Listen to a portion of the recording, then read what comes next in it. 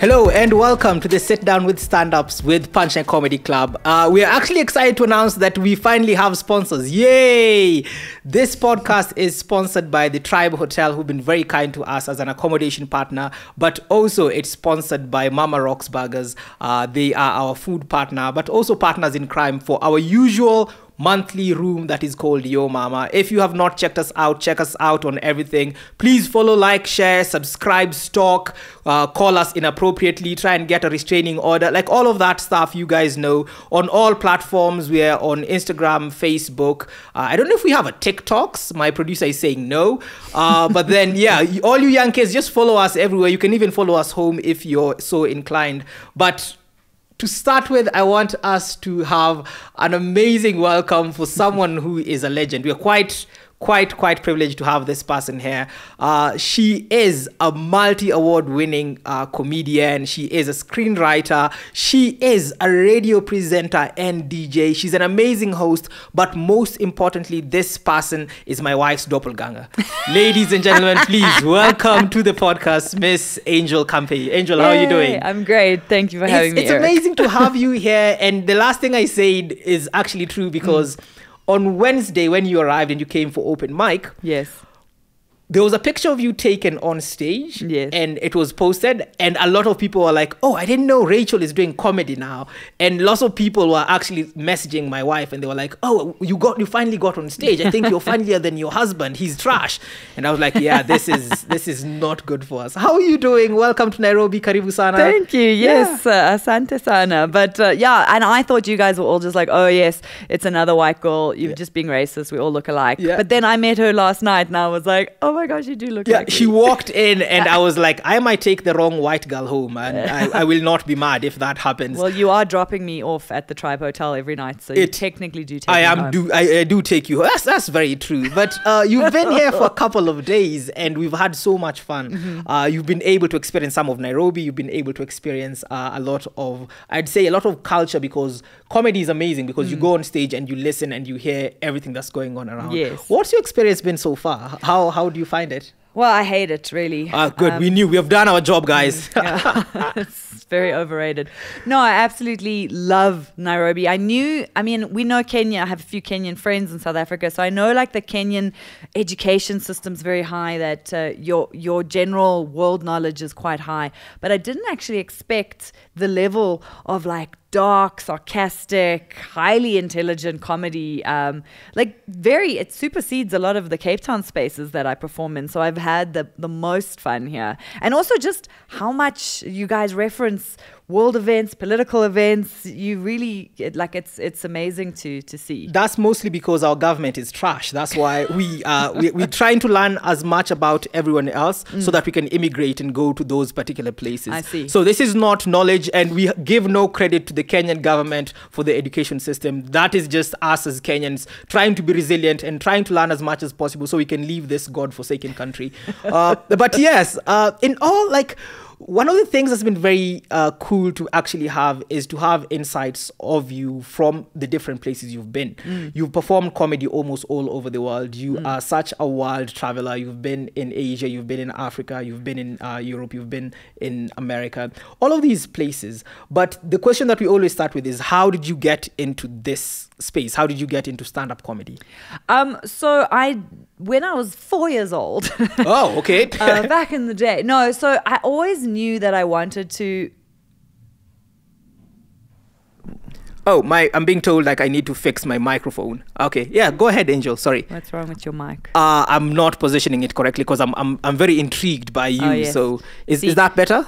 Okay, you can cool. tell I work on radio. I knew I'd look this way, so I had to tilt. Oh, okay. Flex, my guests flex. turn, and then okay. But no, so when I was a 4-year-old in primary school, which is like, you didn't think I'd throw it that far back, but the teacher used to do story time, and I used to be like, can I tell the class a story? Oh. Like, I think that's like, I loved to just get up and make up stories and have an audience. So then I thought, oh, that means I want to be an actress, because as a woman, no one ever says you're funny, you should go into stand-up. Yeah. And teachers used to tell me I was funny, but as a woman, you never like translated that into stand-up.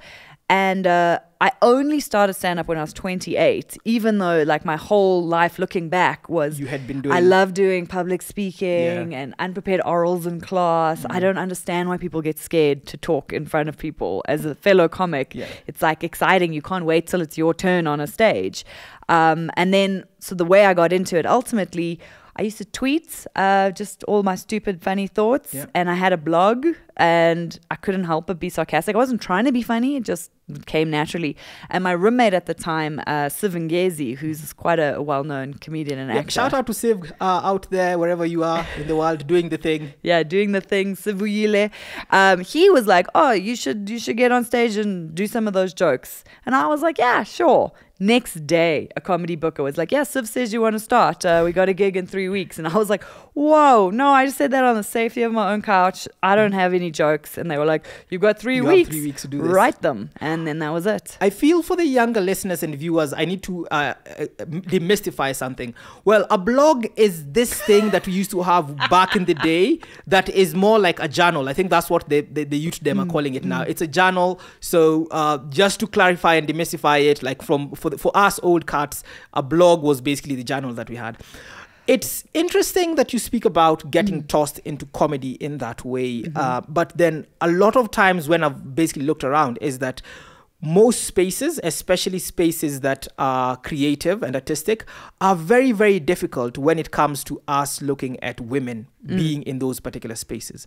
How was your experience? Because I know that a lot of South Africans, especially a lot of founders in South Africa, have created this amazing safe space for women to be in. And that's why South Africa is this amazing space for stand-up comedy. Yeah, for stand-up. Yeah. Because for women, our gender-based for women, violence your gender-based violence is top tier. It's you're like, it's an amazing space for women. But just at the comedy in clubs. comedy. But if you want to be safe as a woman in South Africa, just go into a comedy club. That's where it is. And you know what I say? I agree with that. Because the comedians are my brothers. If I have a problem, which has only happened once or twice ever, where a man is being a little bit too inappropriate, this one guy was in my face, and I literally just snapped, and I took my hand and I put it on his face and pushed him off me, which was very fun flex. And then they came like a pack of hyenas, all the male comics from around, because they were like, if Angel just did that, we don't even care what that guy said. He deserved it.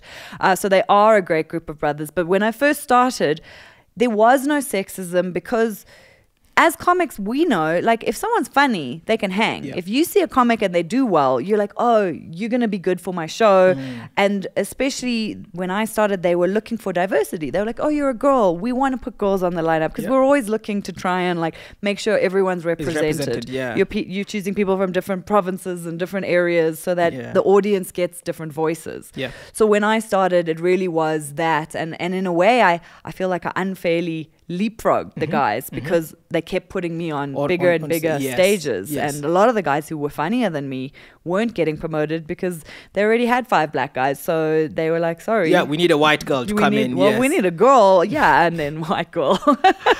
My next question for you would then be, what was the first time like? Like, what was the first time like you going on stage? Because you've never done this before. You've been doing everything else. You've been doing the class thing. You've been basically giving speeches and all of that. What was the first time like? Because everyone remembers every comedian remembers the first time they're on stage. Okay, on stage. I wasn't sure if you were not that first time. Okay. We will talk about that in our other podcast. It's called Sex and Orgies. Please subscribe to that. And OnlyFans. You need to pay for you to hear that story. But what was that like, the very first time on stage? So it was during the heyday. It was in 2011 in winter, June 29th. And we do remember. And it was the heyday of Cape Town comedy. Long Street in the center of town was buzzing. Buzzing. It was a Wednesday night, and there were 3 packed gigs within walking distance of each other. When I say walking distance, I mean like 2 blocks. Then you'd play, get off stage, run, play. So this was called Ragazi, and you had to go through an African curio shop, up some stairs, and then it was just packed, low ceiling, but like a long room. Nice.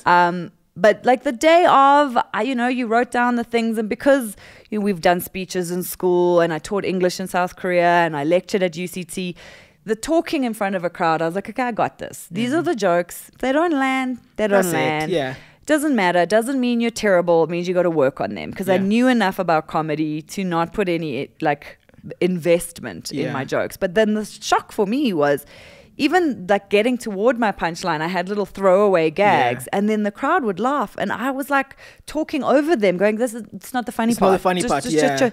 I didn't know how to pause and let them enjoy it. Yeah. So I used to talk over, and then like it was so much better than I could have expected. It was just the crowd knew it was my first time. They were very loving, and a lot of people afterwards were like, that wasn't your first time, there's no way you were that confident. But the public speaking part was easy. I still cringe when I see footage because I can see how jumpy and bad I was. But so the other thing that really played in my favor for my first time, I was a failed model at the time. Like I was going to a lot of modeling auditions and just getting no's. But a friend of mine had hooked me up with a gig at the Funny Festival in Cape Town, which is an annual thing. It's a whole month and it runs at a really big theater, like 1,000-seater. And my job every night was to walk out in a string bikini, and then I was supposed to take a prize to someone in the crowd. And then I was supposed to look at the person and then change my mind. And then another guy in a string bikini would come out and go sit on their lap and like lick their forehead. So where did you say this was again? I'm taking notes. The Baxter Theatre. No, the Funny Festival. Shout out to Eddie Kassar. So I'm backstage now as the bikini girl, but I'd asked them in 3 weeks' time, I need one night off to do open mic. And they were like, that's fine, we'll put another bikini in your space. And so now I'm backstage with big names, not only Cape Town comics, but international comics. And they were like, wait, you're going to start stand-up? And I was like, yeah. So they sat with me and went, okay, but your name's Angel. You have to first address that your name is Angel because people can't get past that. So I was like, okay, And then they were giving me the advice that new comics don't get. Like, don't try hit your 5 minutes. If you get big laughs, get off the stage, because the crowd will just remember, because then you think you're doing well and then you try one more and then it dips. I love that that's the advice you have, because that's the advice I've given to a lot of comedians. I'm always like, you don't have to hit the 5 minutes. You get on stage, if you're at like peak, walk away, because then you the audience always has that memory, but you also have that memory. But also, just for the sake of the person who's following you, you've left the crowd in a very good place, so that they don't have to lift the energy back up. So that's very interesting, because a lot of times a lot of comedians do the very fast like time, and it's not as amazing. But if you do the amazing thing the very first time, then what happens that you're always chasing that high. It's always a high that you're chasing, and you're always looking at, how do I navigate this? How do I get back to that particular level? I don't think I've ever had a high as my first time. Because it was one of my friends came to watch me die. So he didn't even film from when I started, but I started doing well, and then he took out his BlackBerry, because that's how long ago this was, and he took out his BlackBerry because he was like, I can't believe that she's killing. And then he filmed the like last few minutes of my set. Thank goodness, because you black out, you can't remember what you did. You just get off stage and you're like, whew, I did that. And then thank goodness I have that footage, because you can see people are clapping like this on Punch, and I'm like, I don't kill like that ever. They were so loving, and if I had done badly, I would have gone, okay, I tried it. Obviously not for me. At least I did it. But because it went well, here I am in Kenya doing comedy. And this is also courtesy of our friends down in Tanzania, Comedy Club Tanzania, Punchline Comedy Club Tanzania. Big shout out to Ahmed, big shout out to Evans, big shout out to Hamis, but also big shout out to KG, because initially what we'd done was like, we're going to do Nairobi Street Kitchen. We want this big black guy called KG to come and perform, but instead we got like this tiny white woman. So big shout out to everyone who's made that possible. My next question is this. You just arrived in Nairobi, and we were able to basically pick you up from the airport. Mine and I picked Angel up from the airport, and it looked as though we were welcoming my sugar mama, because I brought flowers, we brought a big box of swag, but then we also were very lucky to be able to partner with an amazing space called Tribe Hotel. Tribe Hotel is a premier hotel in Nairobi. How has your stay been so far? This is a shameless plug-in. Tribe Hotel, amazing accommodation partner. We're going to keep on tagging you because you're the guys who believed in us. How has that been? I don't even think there's very few restaurants and hotels I've ever seen that can touch Tribe Hotel. Like, and not only like is it impressive when you arrive, that every corner you look, there's like really interesting, expensive looking African art, and it is like Marvel has designed Wakanda meets like Tony Stark's headquarters. It's been amazing. It's really, been really amazing. phenomenal. You landed on a Wednesday. We took you back to the hotel. You freshened up, and we quickly rushed you to a gig. To a gig. And that gig is our longest running room. It is what has been basically called the best open mic room in Africa. Jeez. What were your thoughts? Did you hear that, South Africa? Yeah. What were your thoughts? We're coming back to now South Africa and where comedy is at right now. But what were your thoughts on the comedy here? What are the differences? What are the similarities? What did you see that you were like, oh yeah, that's dope. That's amazing. Or that's messed up. These guys will never make it. Well, there's nothing. Every country has slightly taboo or not taboo topics. And I feel like Kenya has so many less taboo topics. Like you guys, I mean, there was a Chinese American in the front row. Every single comic picked on her in a way that in other countries would have been inappropriate. But it was funny, and it isn't in a hostile way. Yeah. And I was just like, wow. You guys can go in everywhere. You're like in South Africa, we're so racially nervous, even though we talk about it a lot. So I noticed that your racial sort of jokes, which one was great to see because in some countries they don't even talk about racial stuff. So I was happy to see you guys colonizers and racism and all of that. But you're also very blunt when it comes to like feminism and Chinese people and things that are the topics that in a lot of countries are quite taboo. So it was very interesting to see that the filter is a lot more freedom of speech here. It's amazing, and I keep on telling lots of comedians it's that it's amazing the space that we have in Kenya, because I always say this, that Kenya, and especially Nairobi, is in dead smack in the middle of being very westernized but also very African. So 1 minute you're eating the most amazing sushi at the best restaurant in Nairobi and it's world class, and the I next love how minute, you called sushi Western. Carry on. Yes. But at the same time, you are basically stuck in traffic behind Maasai cows. So when we were driving to the airport the other day with Mina, we go past airport security, we do all the check-in and everything, and then we are driving, and then we get stuck in traffic because there's Maasai cows crossing the road at the airport. And like, the Maasai are the people in Kenya. You can tell that the Maasai own Kenya because Maasai people will take cows to State House. They'll take cows to graze at State House. They're the same people who will walk around in the city center, in the CBD, the Central Business District, with a machete and basically a club. Throughout the city, no one's going to say anything. So one of the things that's really sad for me over the last couple of years, because I split a lot of time between here and other places, but Cape Town has always been a very good place for me. I call it almost home. But we've seen a lot of clubs basically just fade away. And was that due to COVID? Was that due to like the economic situation? Was that like people don't really want to go out and do comedy anymore? What's happening? That's something that's been very worrying for me. Well, I think the main thing was COVID. That was the final nail in the coffin. But I know from the comics who did open and run their own clubs, like, there's so much more involved with running a comedy club than just getting funny acts on stage. And I would rather recommend going to restaurants and getting more and more restaurants, maybe getting more managers and doing multiple nights. But like what we used to do on Long Street, there were bars, and on Wednesday there was comedy all over. But because when you open your own club, now you've got to worry about your bar, and you've got to get a bartender. Now you've got to worry about snacks, and now you've got to get a restaurant. And the overheads, now you can't just focus on being funny and getting funny people anymore. Now you're running a whole You're running two businesses in effect. So you're running actually three, because when you think about alcohol in a bar, that's one business already, and it's very complicated. And then you have food service and all of that. That's another one. And then entertainment, and then you have that. And then you've still got to sell like a theatre, the tickets, and promote and get the bums on seats. And like the Cape Town Comedy Club was at the waterfront, which is the second most visited place on the continent after the pyramids. So you've got the foot traffic. There were mostly like half tourists every night, and it was great.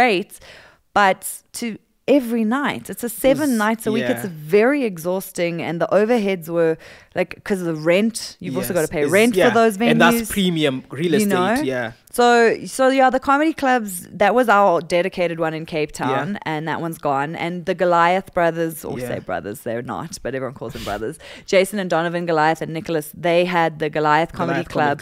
And they also decided to call it before they had to declare it closing, because they were just like, it's so much work and we want to focus on comedy, and now we're focusing on being club owners, and it's not as much joy. So anyone who, like you and all you comics, like, rather just get a good relationship with restaurants. They're happy because you're bringing in clientele, and once a week you can have a rotating thing. But yeah, I don't know. The Cape Town comedy scene is slowly crawling back to life since COVID. Because also, I mean, I don't know what it was like in Kenya, but we had such strict curfews and lockdowns. It was 9 p.m. curfew. It was like the latest we had for like a year. So now people still kind of have that mentality. In mind, They like to get home by like 9, 10. And in the old days, that's what time comedy started. So now you have to start it at 7 and wrap by 10, which is okay. But people don't go out and party like they used to. It's very fortuitous for us, because what happened was that during COVID is actually when we had our biggest growth. Because everything else had been shut down, like nightclubs have been shut down, everything had been shut down. We did have a curfew. And one of the things that made me understand comedy was very resilient is that as Punchline Comedy Club, we still had the open mic room happening at 2 Grapes. And because our curfew was for 7, we had we had different curfew times. But there are days when we started, like during that fast curfew period, we had comedy starting at 5. So we'd start comedy at 5, it was still bright out, and then comedy would end at 7. So you'd all see all these people speeding to get back home for like curfew. But you were allowed to be in public spaces. You were allowed to be in public spaces, but only if it was outdoor public spaces. And that's why the comedy, even now, is carried on to the outdoor space. So if it was outdoor, they were like, okay, fine, COVID does not understand outdoor spaces. You can pack in as many as possible. And during COVID, we actually used to have that room booked out 3 weeks in advance. You can imagine 3 weeks in advance. The only thing that kept a lot of people going, and even right now, we still have people who walk up to us and like, you guys got us through COVID. Wow. And that was an amazing thing. We got the biggest growth during COVID. We were able to expand. A lot of comedians got really, really, really good during COVID. Amazing. And now we are seeing basically a lot of growth and mushrooming of different rooms opening up and that sort of thing. But the biggest challenge for us at that particular time, and even right now, is we do have more comics than we did before, but they're still not enough. And even for audience members, we do have a lot more audience members than we did before, but we still do not feel like we've reached critical mass. So what would you say is the thing that a small scene such as ours, because our scene is still very young. When you think about it, we started around 2018, 2017, 2018. Yeah, that's crazy. So that's extremely young. So when we talk about our veterans, these are guys who've been doing it for at least 5 years. But then we had Chris Mapane here who'd been doing it for 17 years. We have you here who's been doing it for a number of years. What would you advise a scene such as ours to do in order for us to basically microwave and get to Cape Town status, Joburg status, New York status quickly? Well, Cape Town status is kind of where Kenya status is right now again. And I think what you're doing is 100% correct. I mean, you're doing more, you're branding, and, you know, even on your car, you've got Punchline Comedy. So people that don't know will maybe be interested. What is that? And you've got the two grapes and and the Cavalli, Street Kitchen and all these partnerships. I mean, the next step would be like you partner with like a Tribe Hotel or those things with those conference rooms, and then you put in lots of chairs and you create like a theater environment. But again, like you say, when you start to realize, okay, there's a bigger demand, and then you put on a proper like a theater show, because there's a different energy from when people are sitting at tables versus so like last night when we had to move the gig inside because of the rain. The energy is very different because it's more intimate and that's more like what a theater energy is, because people are all sitting facing you. They're not like distracted by their food and their friends, and it like becomes like almost like a different beast and like a perfect monster because the crowd is hanging on your every word. So I think what you're saying is very interesting, but also one of the things that I really appreciate is that we've been very lucky to have strategic partners. So for example, Two Grapes is an amazing partner, and shout out to the owners of Two Grapes, because what happened is when we started, we used to have only 17 people in that room. So it used to be inside and it used to be 17 people. And I remember I used to beg my wife and just tell her, please bring 4 friends, please bring 4 friends. And then someone else would bring 4 friends, and our audio engineer, selector OCS, would bring 3 friends, and it would just be 17 people. And even during the worst of times, the owners of Two Grapes were like, let's keep this going, let's keep this running. And now it's basically the best attended open mic there is. But then also now we have new partners such as Cavalli, who are willing to be very flexible. So yesterday, as it was raining, the place is kind of outdoor with a canopy and everything, and they were like, why don't we move this inside? And for people to have that type of belief in you is, I think, what makes comedy sort of grow and expand. Yeah. And I mean, the other thing is just in terms of growing those crowds, because I know in New York City, they do if you're performing, you have to bring 5 friends. Bring a show, But it's hard. Look, when I think, who am I going to bring hypothetically? My friends are comics. So it's hard to tell other comics, bring friends, because also you're bringing people that have probably already seen you. But if you bring one friend and ask them to bring, but the other thing is what I know that the Cape Town Comedy Club used to do is they'd say, if you want free tickets, like share this post, but then they would just give free tickets to everyone who shared the post, but they wouldn't tell them all that they were all winners. So then you create this illusion, because you rather want to fill the room. So that everyone goes, oh, I'm part of something exclusive that everyone wants to be at. So you could do something like that. I mean, giving away free tickets on social media, because people win tickets, they're more likely to come through. And then you give them 4 tickets. So now they're going to bring 3 friends. 3 friends, yes. So you're filling the room, and then those are kind of things. That's a very clever way to try and approach this whole concept. And I think there's a lot of learning. One of the things that has been very fortuitous for us as well is that we created this partnership and pipeline with Punchline Comedy Club Tanzania. And what happened is that at the end of last year, actually mid last year, I flew down to Tanzania and in Dar es Salaam, and we sat with this amazing group of people. We basically have amazing alignments. It's 2 different brands that have the same name. Even our brand colors are almost the same. So was that not intentional? That was not intentional. Oh, I thought you were like franchising. No, when we started, this was entirely like serendipitous, because they had Punchline Comedy Club Tanzania and we had Punchline Comedy Club Nairobi, which we started, I think, a couple of months earlier than they had, or they started earlier than we had. But you both came up with the same name at the same time. Same brand colors. Even when we sit down and we look at our vision for comedy, it's the same. So it only made sense for us to partner. And then what happened is we started this exchange with Dar es Salaam, whereby Tanzanian comedians would come and perform in Nairobi, and Nairobi comedians would go down and perform in Tanzania. But then KG got involved because he's a big supporter of comedy across Africa. Yes, and he's one of South Africa's top. Yes, and what happened is now our pipeline is extended down to South Africa. So we're looking at Kenyan comedians performing in Dar es Salaam and again in Cape Town and Johannesburg, and the same for you guys to perform here and all over. So it's an amazing exchange for us.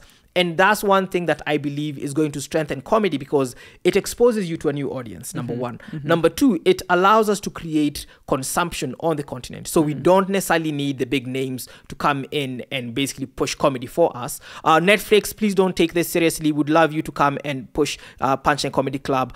These views expressed are entirely not my own. I am under duress.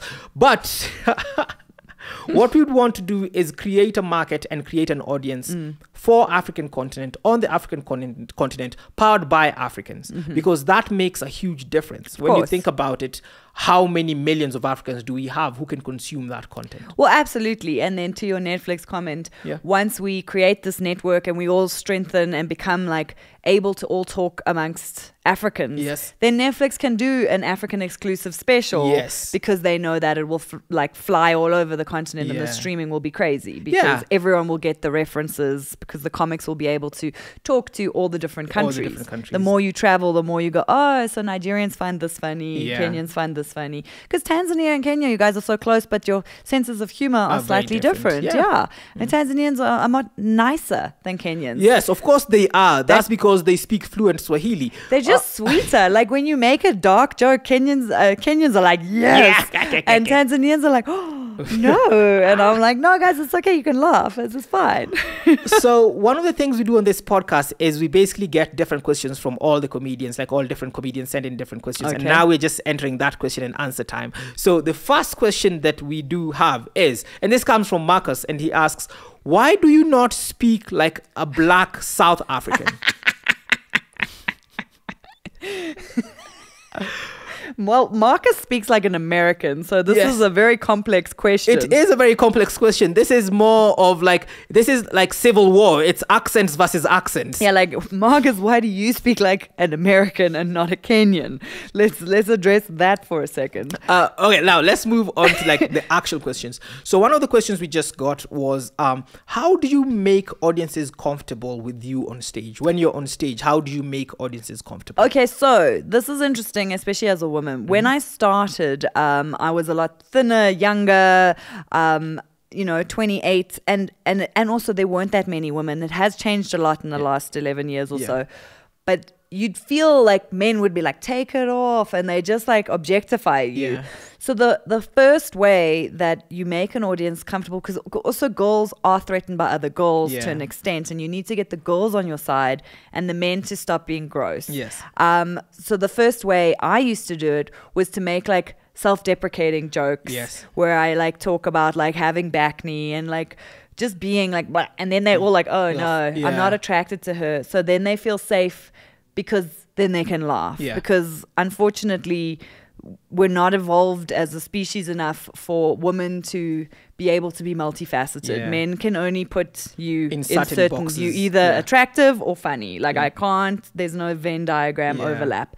So I think a lot of women who are comics will relate to, you just have to, you can be sexy, but you I don't know. That's how I do it. That's what worked for me. It might work another way, but that's the way that made me feel comfortable. And as soon as I was like, yeah, I'm gross, I'm single, or I'm not, or whatever, bleh, here's jokes about politics. Yes.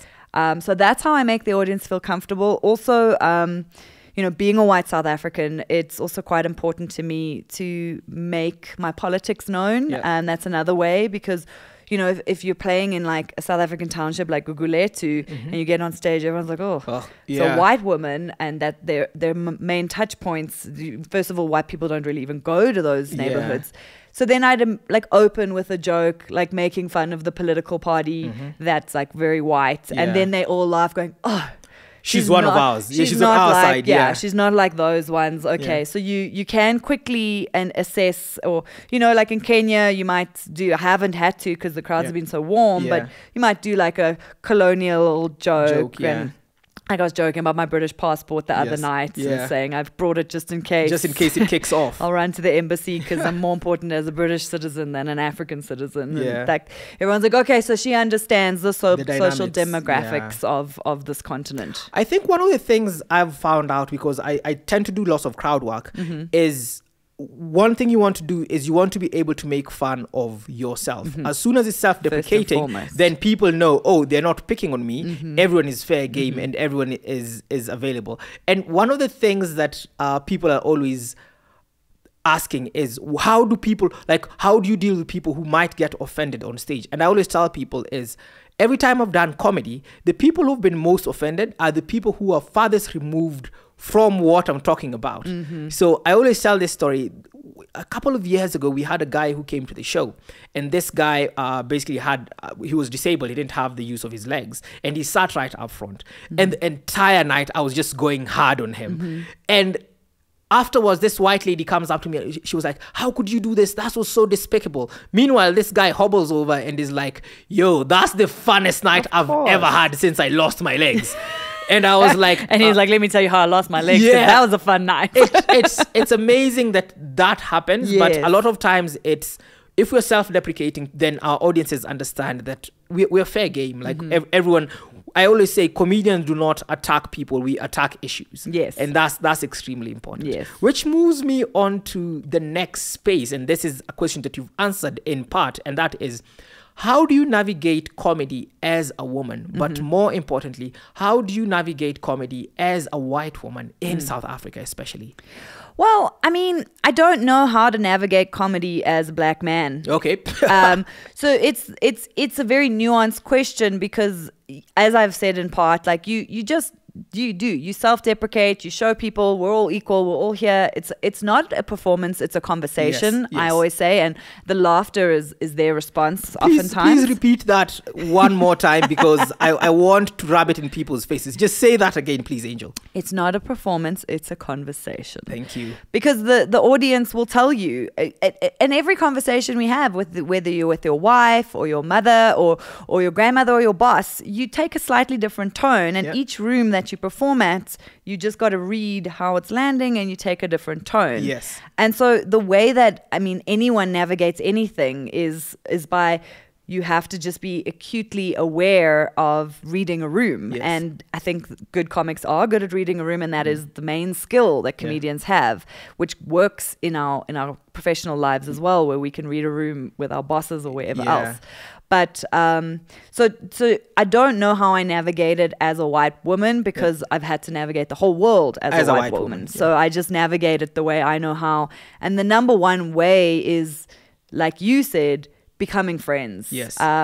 We're all so much more alike than we're different. And yes, we've got cultural differences, whatever, but laughter is the thing when a crowd starts to, like Hitler banned comedy because he could see how people would, like, if you're Jewish and German and now you're laughing, now suddenly you go, oh, we're the same. We're the same, yes. So if I make a self-deprecating joke about my dating life just because I'm white, but then black people go, oh shit, so it's the same as us. Yeah. Oh, so it's just a case, and it doesn't matter whether you're talking to Americans or Kenyans or whoever. If people go, oh, I see myself. Yeah. That's the number one thing you're hoping to do as a comic. If you can tell a story that people can relate to, then you're doing your job. I think the next question that I have for you from, like, the comedians was, how does one make that transition? Because you also host a radio drive show. So what does that look like in terms of you being a comedian who also then goes into radio? Because then one of the reasons, obviously, you got the job that you got is you're very talented, but you're also very funny and you're very relatable.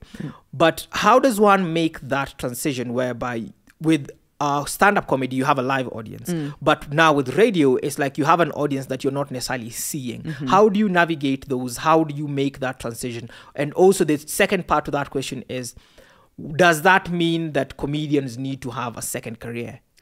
I definitely think it helps. The more careers you have as a comic, I'm answering your second part first.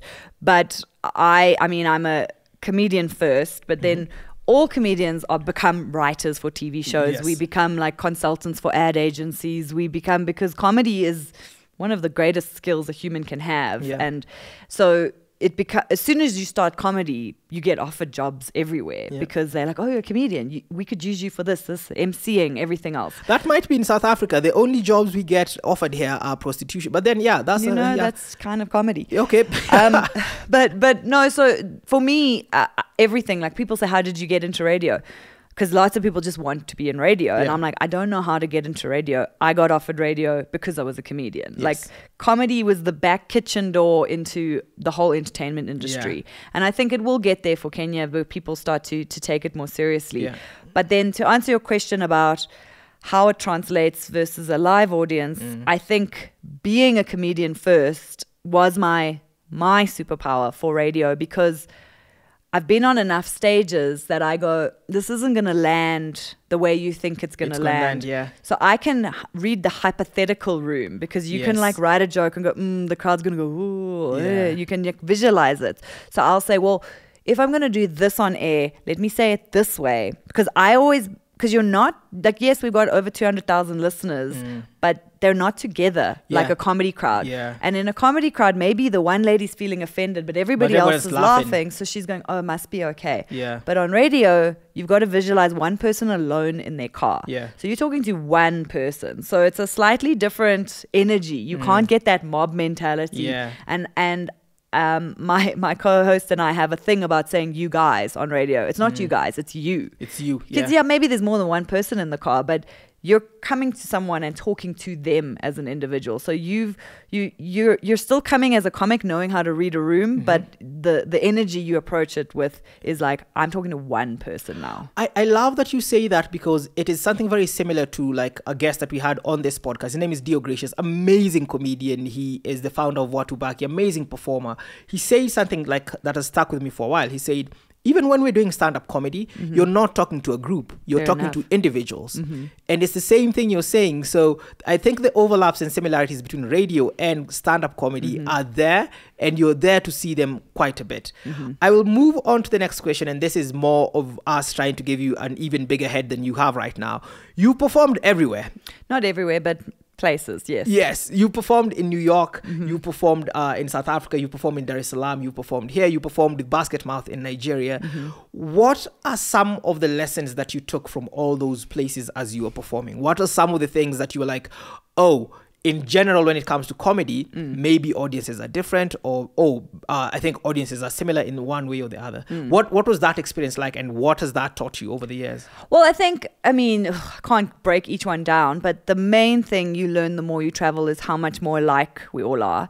The other thing I really noticed, especially did New York and Canada, is that the level in Africa is a lot higher than we give ourselves credit for. Yeah. Because what we see on Netflix and YouTube and, you know, the Eddie Murphys, that was their pinnacle best. Yes. And we just assumed that's what it's all like over there. Yeah. But their open mic nights can't touch your open mic nights. Like, the level of an open mic night in Kenya is way higher than an open mic night in New York. Yeah. So the other thing, just from traveling, I was like, we need to believe in ourselves as African comedians. Yes. Because Trevor Noah, sure, was our best, but he went and blew their best out of the water. Yes.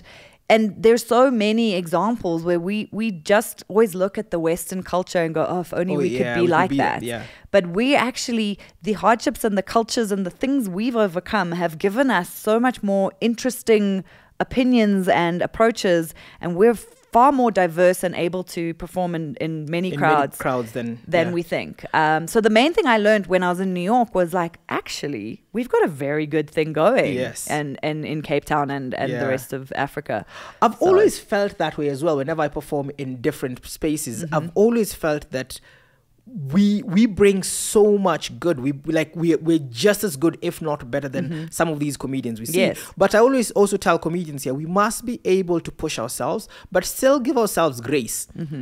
When you look at people like, for example, Dave Chappelle, he started doing stand-up comedy when he was 14. So a lot of what you see is a very talented and creative individual, but also a lot of experience. Yes, this that guy 10,000 hours Malcolm Gladwell story. Yes, like, he's you put in guys the started work. in 2018 and you're all already so good. You're going to be monsters in 10 years. Thank you for saying that. It's true. Minor, everyone except you. I'm sorry, mine is also very funny. I can't even hate on you. Oh man, yeah, like yesterday's joke was really good. The one with the South African, that he was just really came. good. That was one of the funniest. He said he prefers black South Africans to white South Africans. He did. And he said, I know that's racist. You know what else is racist?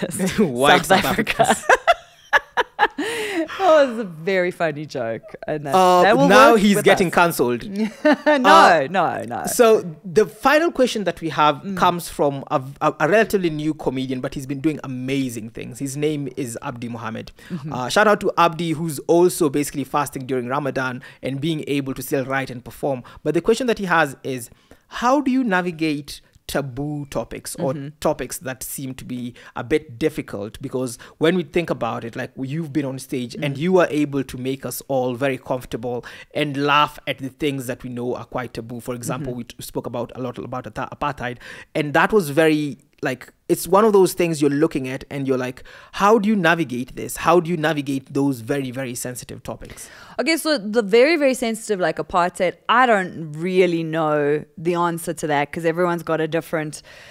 I think the main reason that I get away with it is I've shown you where I stand politically, so you know that I'm on the liberal side, and that doesn't mean you agree with me. I've had right-wing people in audiences being upset with me, but I'm kind of like, well, that's okay. If you don't like my comedy, that's on you're you. not supposed to. It's like, you like the old South African flag. I've offended you by making fun of it. that you deserve to be offended. Yes. So you have to, stand by. I think the main thing is if you're going to go on a taboo topic, don't just go on it because you're like, oh, this will be edgy. You have to be able to stand by that opinion off stage as well, because people will come, like the lady who shouted at you for making fun of a guy in a wheelchair. You're going to have to talk to people at bars afterwards. Yes. And if you're like, oh, it was just a joke, I don't mean it, then don't do it. Then don't do it, You have to stand behind it politically if that's how you feel about feminism. Don't be upset if someone's going to come fight with you afterwards. But the other way to get into taboo or edgy material on stage that comics can utilize is you get the audience to buy in by going, I've got a really hectic joke about this. Like, do you guys want to hear it? No, it's too much. And then they'll be like, we want it. Okay, are you are you sure? Because it goes a little too. Okay, let's see. And then you do it. Now they've asked you for it, and then if they're like, oh, you're like, but you guys, you asked for it. You guys said I had to do it. I said it was too much. Yes. Now you've made yourself like not accountable for the thing. So that's like a great technique that you're like, do you guys want to hear this? I don't know if it's good. And then they're always going to say yes. And then even if it's too much, they're like, oh, we asked for it. So that's a great little way to get yourself off the hook. So we are basically on the tail end of things. And one of the things that I always ask this is, what advice do you have for us as the Kenyan comedy scene? The passion you all have, I have no advice because you could teach the rest of us a thing or two. You've got, since I landed Wednesday, Thursday, Friday, Saturday, you guys have gigs that are great every night. So I don't really have advice other than what you're doing is right. And this hustle and this great like setup for a podcast and getting yourself out there on the internet, getting yourself known. Just more partners, more advertising, more like allegiances, approaching more restaurants, expanding. But that's just patronizing advice because I know you're already doing that because you guys are really, what advice have other comics given you? Some of the comics have said Minor should quit. That was very important advice.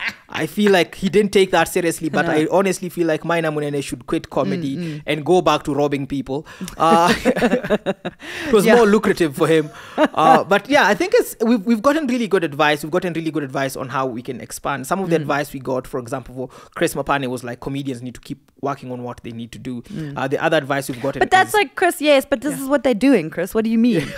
They need to keep working. Have you seen how many there are? You guys can't see how many comics have shown up just for this recording. Oh yeah, there's lots of comics who have shown up for this recording, but they mostly showed up because there's also a free lunch. So that's so the free reason. Food is free a good food one. is a good way to go. I think we've come to the end of an amazing podcast. Angel is here because she's doing a very special gig for us that is called Sets in the Street. It's happening tomorrow. By the time this podcast comes out, we already done the gig, but Sets in the Street is happening tomorrow at Nairobi Street Kitchen from 7 p.m. But we also have another gig that's coming up. It's called Yo Mama. It's going to be happening at the House of Treasures in Karen. We have an amazing comedian from Tanzania, courtesy of Punchline Comedy Club Tanzania. Naila is going to be performing. We have a comedian who used to live in Kenya, but she then moved to Sweden. Her name is Ngendo. She's amazing. Her stage name is Mama Ngina. She's going to be there. Jack Otis, the doctor, is going to be there. So if you haven't bought your tickets, please go on our website, Punchline Comedy Club, punchlinecomedy.club. That's our website. But also our Instagram, Punchline Comedy Club Nairobi. That's what's happening right now. We want to give a special shout out to the people who make this podcast possible. Our producer and director of photography, Miss Grace Adhiambo. We have Shiru, who's also working in the back end, Lampard Galava. We have Marcus Douglas. We have Minor, I will steal your phone, Munene. We also have Selector OCS, our audio engineer. We have someone who's also helping us with audio, Jerry Shihembetsa, and everyone else who is here. We also have a comedian who you're performing with tomorrow who's here. His name is Kinutia SK. He's dressed like a terrorist right now, so someone please call the police. Last but not least, we want to give a big shout out to the people who are powering comedy right now. Tribe Hotel, you guys have have been invaluable for us, being able to accommodate Angel and also being able to support comedy throughout the years. Thank you very much for that. We want to give a big shout out to also Mama Rocks, who are our food partner and also our distribution partner. Amazing food. You have not experienced Nairobi if you've not eaten a burger from Mama Rocks. So that's coming. That's going to be amazing. We also want to thank Nick Jackson of In Network. In Network, an amazing platform that has been able to support comedy from day one. More than that, I also want to thank Angel for being here. We want to thank KG. We want to thank Ahmed and Evans of Punchline Comedy Club Tanzania. Also, do you have any shout outs you want to give? I would like to shout out to the Kenyan government for giving your comedians material. Yes. Also the Chinese government Yes. for putting them in lifetime of debt. Yes. And giving them material. And also to the economy, because that's material. Yes. And last but not least, Kenya Power, thank you very much for doing the thing. We are running on a brownout as it is, but we're very grateful because the South African has told us just how good we have it. Yes. This is the amazing podcast that sits down with the comedians. The Sitdown Stand-Ups is an amazing production that is done by Punchline Comedy Club Nairobi. Please listen to us everywhere that you can find your podcast. Follow us on Twitter, which we are not on. Follow us on Instagram, on Facebook. You can check out our website. You can also check out our YouTube shorts. We have an amazing YouTube channel that features all your favorite comedians on there. Every week we have Below the Belt, which is a nice series, but we also have Punch Drunk that's coming out. If you have any questions, if you have any complaints, please keep them to yourselves because we simply don't give a fuck. Yes. Thank you very much. Good evening, good morning, and we'll see you on the next one. Thank you, Angel. Thank you for being here. Thank you for having me. Yep. And shout out to the American government for cancelling TikTok, so it doesn't matter that they don't have it. That's true. That's true. Thank you.